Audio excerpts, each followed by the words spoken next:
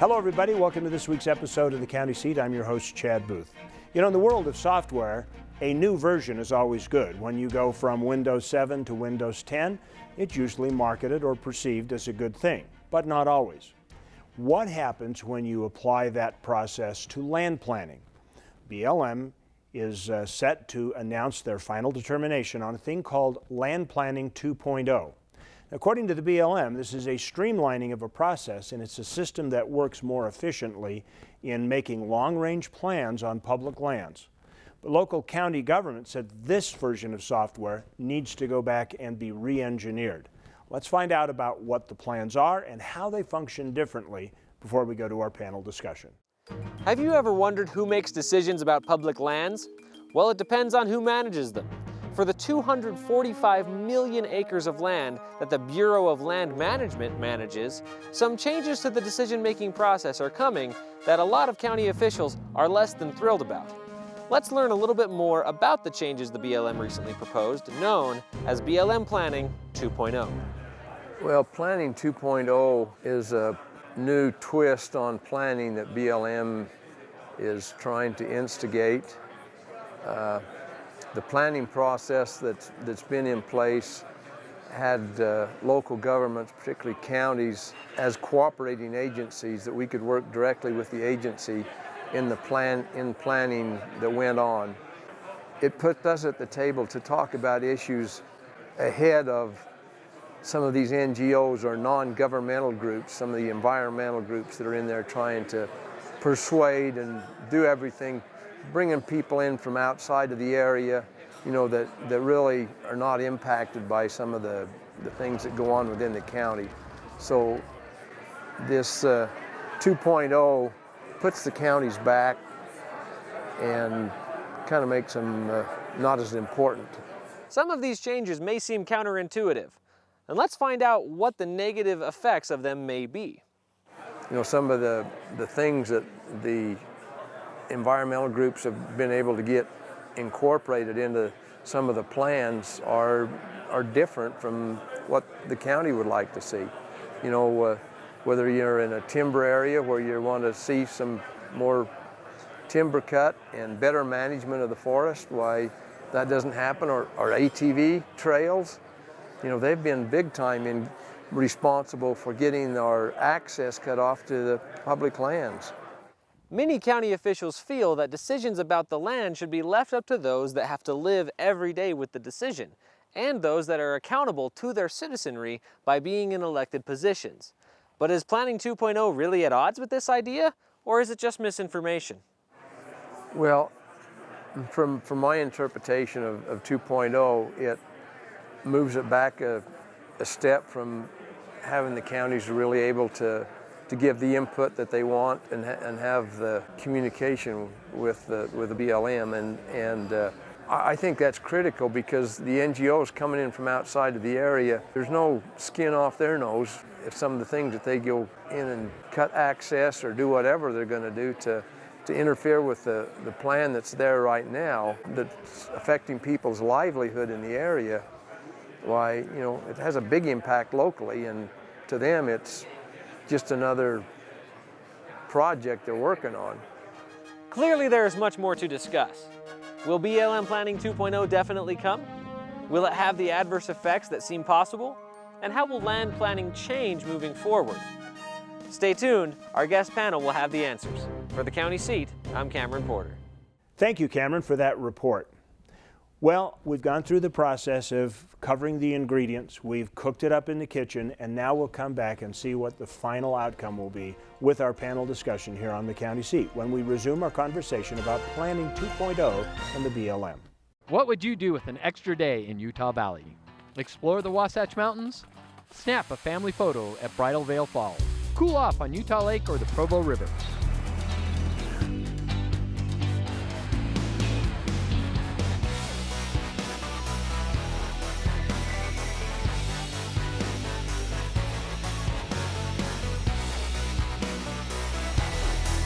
No matter what you're searching for, you can find it in Utah Valley. Bring everyone together.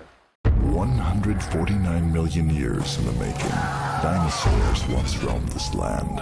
Now they're found at the Dinosaur National Monument. Let's take you beyond the bones. We call it Dinosaur Land. You'll find it offers adventures and sights not seen anywhere else in the world. Come to Dinosaur Land, Vernal, Utah. You'll want to stay forever. The dinosaurs did. What do you picture when you hear Rich County, Utah? Bear Lake Adventure? Snowmobile action? Pristine skiing? Spectacular solitude? Well, if that isn't what first came to mind, then you just don't know Rich County. The Bear Lake Monster Polar Plunge, snowmobiling Monte Cristo, ice fishing Bear Lake, skiing the backcountry, fishing at the Cisco Disco. Come and find out what you never knew you were missing. Rich County, Utah. The weekends just never feel like they're long enough. By the time you get to a destination, you're worn out and you may need a vacation to recover from your last vacation. The solution is closer than you think, and that's just what you need. You can find the desert at Little Sahara, the cool refreshment of Yuba Lake, escape to the green of the forest on the Nebo Loop. Make your escape to Juab County. It'll change your family forever.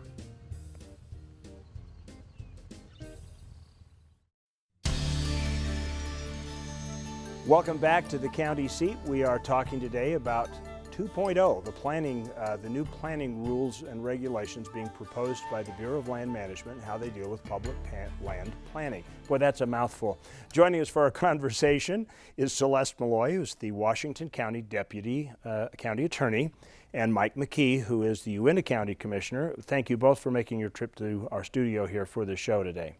Good to be here, thank you. From my perspective, when I first read an overview of the proposed rule changes, they didn't ring any alarms to me. But then I'm not in the trenches doing land planning. But this has really been a big deal to the counties. You're very concerned about it. What's the primary concern? Instant alarms, but you want to go first? Go ahead. The biggest things that stood out to me when I read it are that planning can be done at a landscape level, which could be a good thing if the landscapes are described in a small enough way. But if a landscape is the Great Basin or the Colorado Plateau, that's problematic from a county's perspective. That non-elected groups, like special interest groups, non-government organizations, are given a bigger role in the process, which then waters down the role of counties. And also, the decision maker used to be the field office manager, and now they just designate a decision maker. And again, if we have landscape level plans that are crossing state lines, taking in multiple counties, my concern is that the decision maker will be in Washington, D.C., or at such a high level that they're really disconnected from the process. And so does that make them more susceptible to political action than actual good stewardship? Because that's their primary mission, is it not, is stewardship of the public lands? I think it would make them susceptible. Right now, we have a really good working relationship in our county with our field office manager. We can call him when we have questions. We have regular meetings. That would be a lot harder to do, even if the decision maker was in Salt Lake, but especially if the decision maker was farther away and as far away as Washington, D.C. What are your concerns about this, Mike? I have a number of concerns, but can I just begin with the very foundation of what happens? Sure. Just like a county or a state or a city, you begin with a county plan. The same thing happens with the Bureau of Land Management. Every 15 to 20 years, they develop a new plan. It's called a resource management plan. And that is the foundation under which all documents, everything that happens on our public lands comes out of that plan. And what Planning Rule 2.0 does, it changes the rules by which that planning effort is made. And there's so much mischief that I believe will happen with this new plan. And so that's my concern. If you start right out with the Federal Land Management Policy Act, it talks about our plans, it talks about the importance of multiple use and sustained yield. That's true. And that's what we're supposed to have. And in FLTMA, it says it mandates that we have multiple use and sustained yield. Under this new plan, they take out the word mandates. Now it's promotes. Promotes might even be suggests.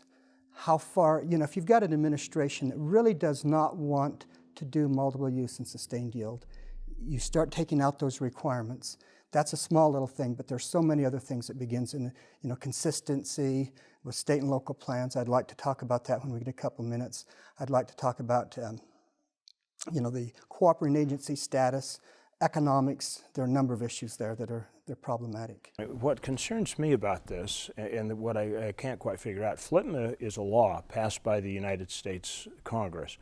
So it's in legal statute, and that legal statute hasn't changed, but the rules that are being promulgated to how we're going to move forward seem to be contradicting the legislative mandate, particularly where you've got the cooperative or coordinating nature of counties, being the consistency of being consistent with local planning, and the fact that they're mandated to be a multiple use sustained yield.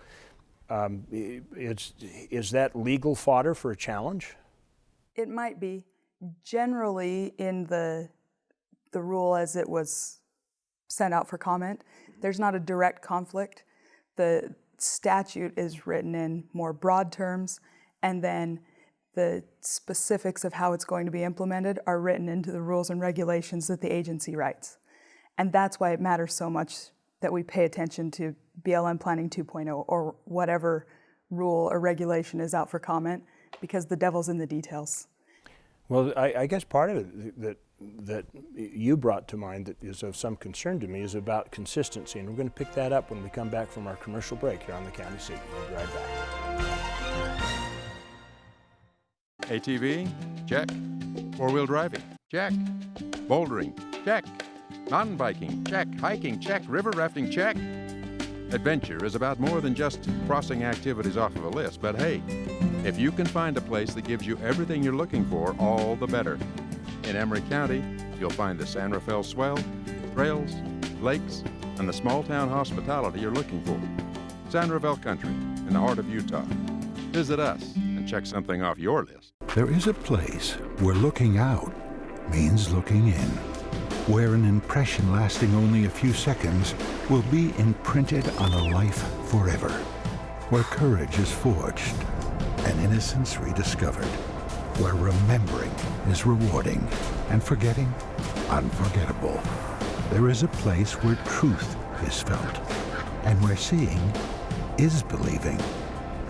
There is a place. Beautiful scene, isn't it? The great wide spaces of the wild, wild West. Hi, I'm Chad Booth, host of At Your Leisure. I'm asking you to support the Blue Ribbon Coalition. Their efforts responsibly preserve access to our public lands. If it were not for the Blue Ribbon Coalition and their efforts, you may not have access to millions of acres of land across the West. This is America's playground, and if we don't do anything, we are going to lose it. Join, participate, and donate. Have you ever wanted to recreate the world around you? Add some excitement, culture, adventure? Well, there's no need to remake the world when that perfect combination already exists. Just remember 4 words. Welcome to Weber County.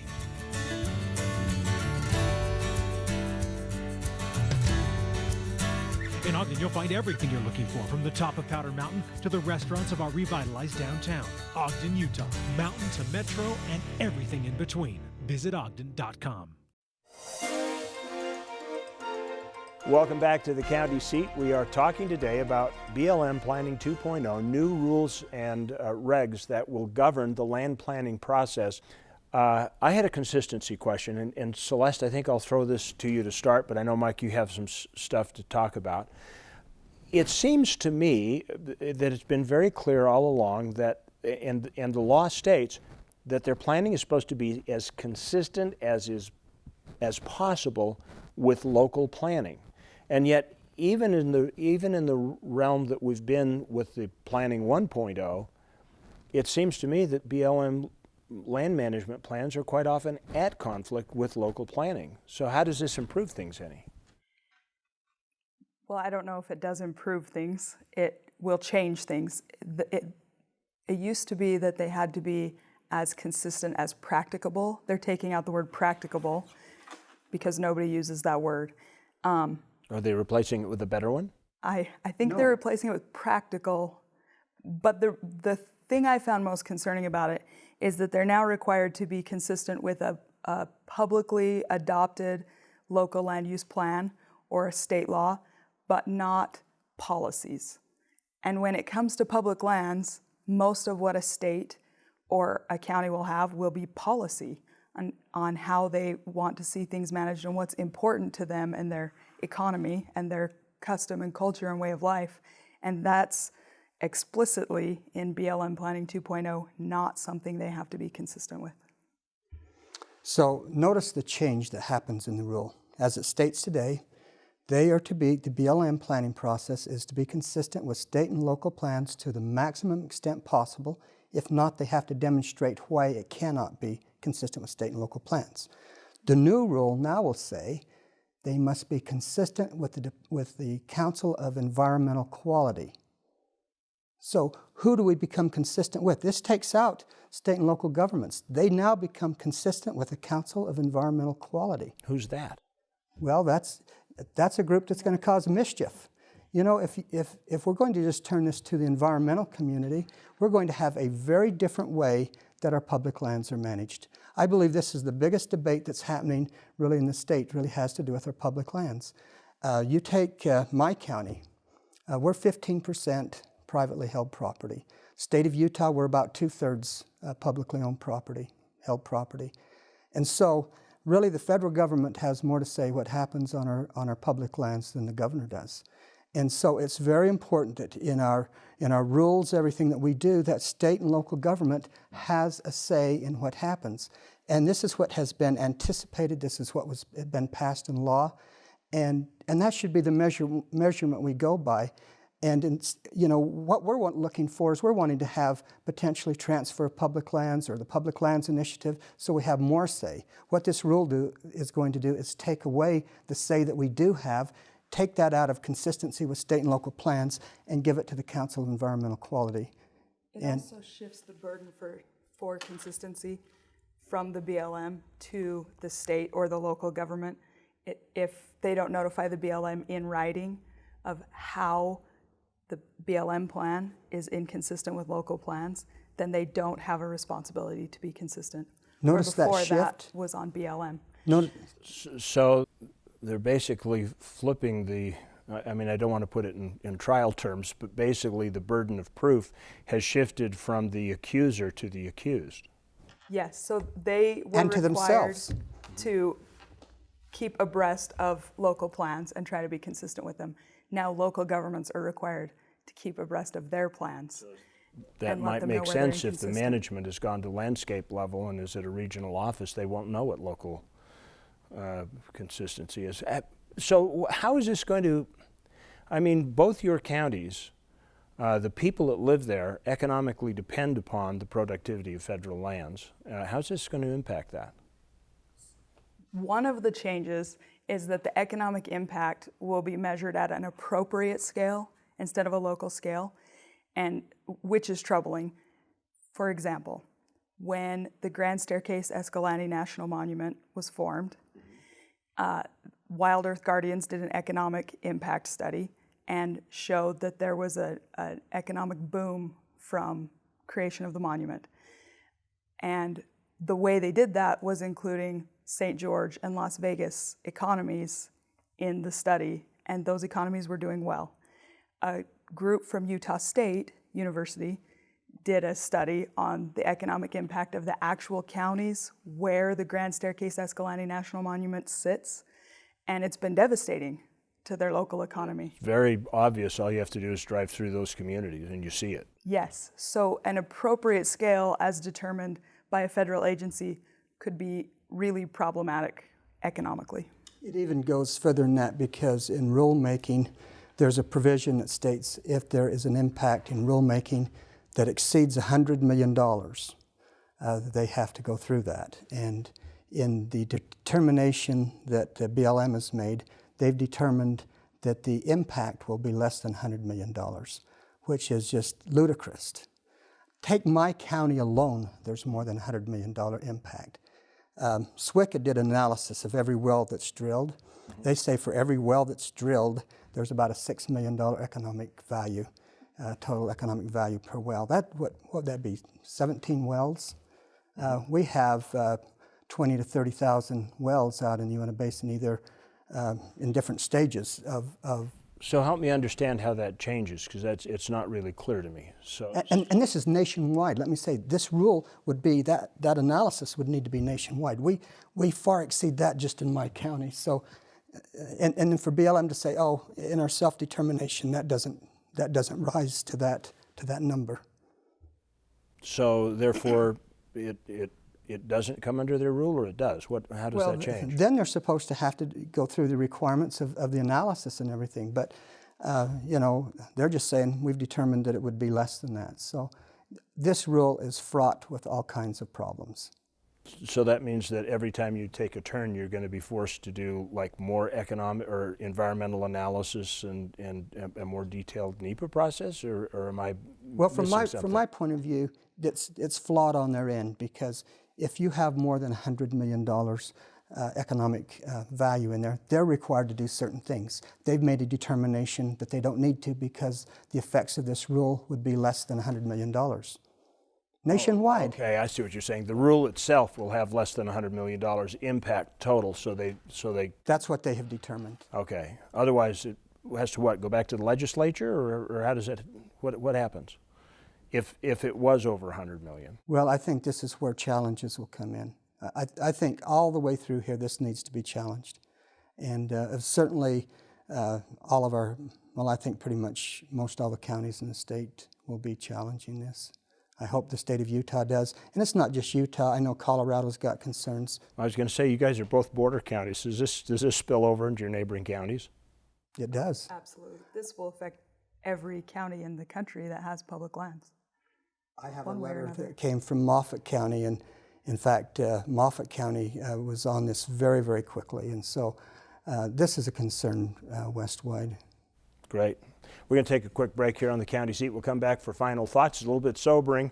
We'll also give you some instructions on how you can get more information. We'll be right back on the county seat. There's a little place on a Utah map where I was raised, where my heart's at, where the sagebrush grows wild and high, and the stars come out at night.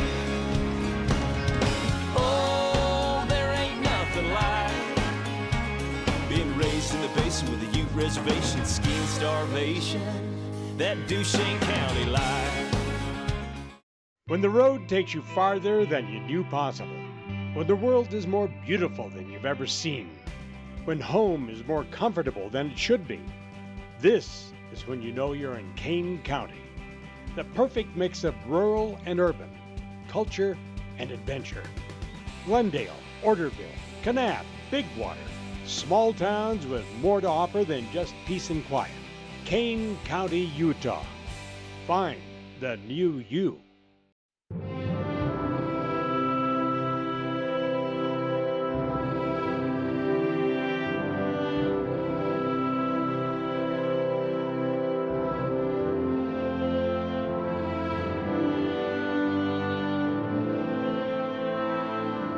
In a place that is beyond words, there is nothing to be said, except take your time in Bryce Canyon country.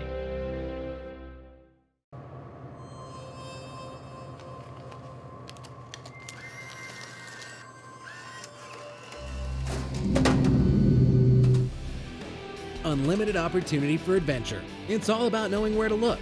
ATV adventures, rock crawling events, art festivals, and wildlife events. The opportunities are limitless.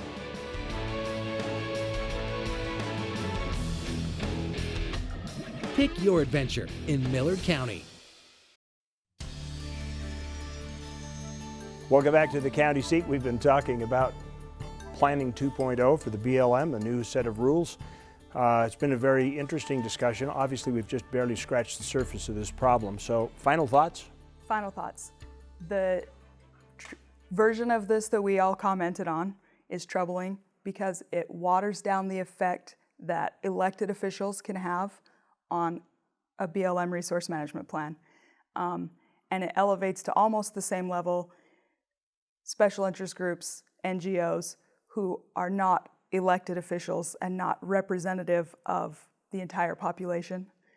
And the shortened time to comment on at each stage of the RMP also favors well-funded, privately funded groups over public groups who have a responsibility to pay attention to a lot of things at the same time.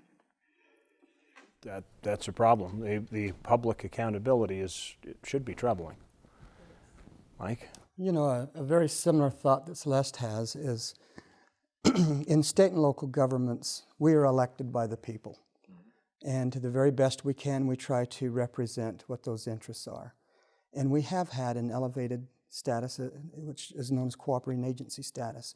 State and local governments, when these plans begin, we're able to sit down with the BLM, the forest. We're able to help develop those early formations of the plan. Then it goes out to all these different organizations. This rule changes that. We still have cooperating agency, but these other groups come in on top of that as well. And so it does change, I believe, the input that we're going to have on it, and I think it's going to change really a lot with what happens in those plans. So the BLM argues that the purpose of doing that is to make it more timely. Is that not correct? Isn't that what they're saying, is that they're trying to make it more streamlined, so instead of waiting for you to develop a plan and getting a comment from other groups, it will be, well, we'll just take them all in at once? The plan they just released in Washington County, it took them 6 years to write, and they're taking away 45, 90 of the 180 total days we have to react. So it won't streamline it by much, but it will hurt us. It will hurt us a lot, and ours was very similar. We were on what was called the fast track. It took them 7 years to do this, to do our plan. And it's really not us getting to develop the plan, we just get some input into it. And when that even gets watered down even further, and with all these different rules that come into this, I believe the public is going to be the entity that's going to be hurt. I think our grazing will be hurt. I think our extractive industry will be hurt. I think our recreationalists will be hurt. But, you know, for those that enjoy, you know, complete solitude or wilderness or wildlands, that group will probably like this rule better. So what should, if you're concerned about this, what should people do? Call your congressman. The comment period is closed. The final draft isn't out yet. So right now, political pressure is probably the most effective tool that the public has. And I would just add to that, our congressmen, I believe, are all on board, but I think all the comments they can get there puts even more, you know, more attention to it. Call other congressmen, call every, you know, let's flood Congress with as much information as we can. Excellent. That's good advice for you. Remember, local government is where your life happens. Be involved. This is your chance. Thanks for joining us on the county seat. As always, we'll look for you next week. Be sure to check us out again on social media and share this with your friends. We'll see you next week.